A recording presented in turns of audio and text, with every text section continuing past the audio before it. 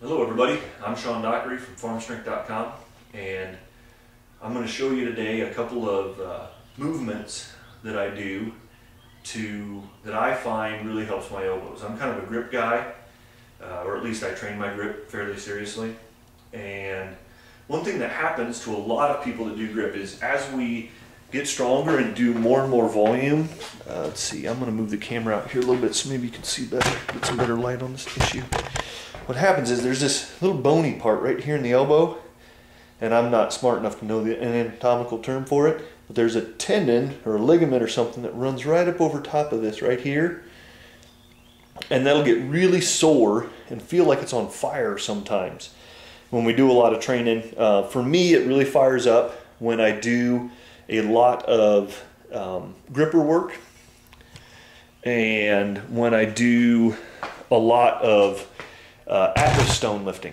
So the Atlas stone lifting is something that I do a lot more of than the gripper work. So it happens a lot more for gripper work, for the stone work for me than grippers, because I just flat don't do grippers. But lots of guys run into that issue, and I'm going to show you a couple things that I do as part of a warm-up sequence in general for nearly every upper body day that really alleviates that issue for me.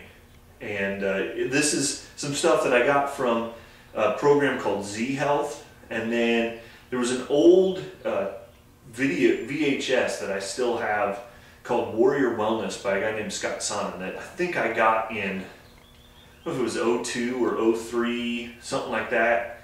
That is some Russian stuff that is also where the Z Health stuff comes from. And then I'm going to show you a couple other levering things that were just things that I picked up that it felt good for doing it. So here they are. Basically, I start out with what I would call a shoulder circle. So I'm just swinging my arm and it's popping a little bit. And I'll do like 10 reps in each direction, and then I'll make a little circle above my head. This is with both arms, so it kind of looks goofy, but I run it like this and like this. 10 reps in each direction, and then I'll bring them down here and do the same sort of a thing. 10 reps in each direction, and then I'll go like this. Same sort of a thing, 10 reps. That starts at the shoulders, and I don't know if the shoulders are nearly as important and central as the elbow things that I'm about to do, but it's just sort of I just do shoulders, elbows, and then wrists. So then for the elbows, I do like sort of a boxer on a speed bag thing, like this, and I go in each direction, about 10 circles, and then I rotate the shoulder up, and I run them around like this.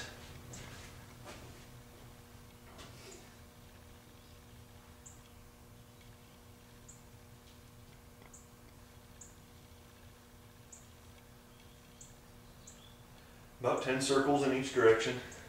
This is obviously abbreviated.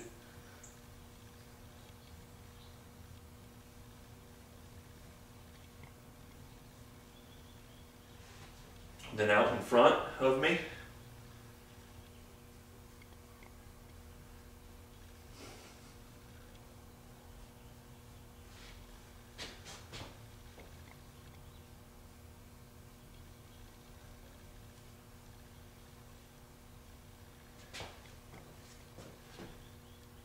and hanging down like this.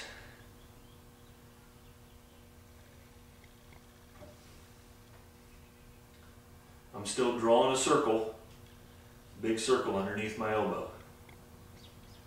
And there's not really any muscular strain, and what I'm trying to do is I'm just rolling it, and the idea is to make as big of a circle as I possibly can in each of those circles. But it's just loose and free. I'm not really worried about it. Then I move down to my wrists. Let's move you closer. And I do the same sort of a thing with my wrists. I just roll it in a circle, about about 10 each way. I do that for each wrist. And then I do my thumb in a circle each direction. Then index finger.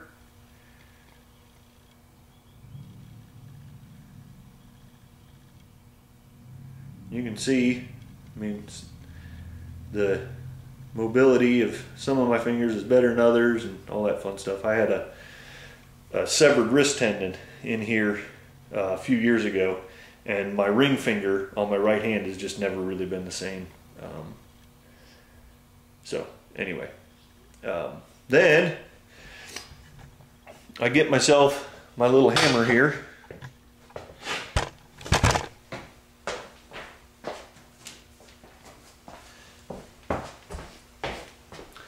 So after I do sort of the circles, I take my hammer, and this is still just warm up. And this is a 2-pound hammer, 3-pound hammer. And I just pop it back and forth like this, and I'll let it go over. And I'll feel, when I've got it laid over like this, I'll feel the stretch right across that ligament that tends to flare up for people. That helps me quite a bit. And then the final thing that I do as part of sort of my rehab, prehab for that is that I do thumbless reverse curls and axle thumbless reverse curls. And that works the top of your forearm a bunch. And it's not something that I really understand why it works. It's just something that I found works for me. When I'm doing thumbless reverse curls, that tendon flare up doesn't happen. So when I do the mobility work, I do the little hammer side by side thing, laying it over and letting it stretch. And then I do the thumbless reverse curls on the axle and a regular bar. That flare up just doesn't happen as much. So I hope this is helpful, and enjoy your training.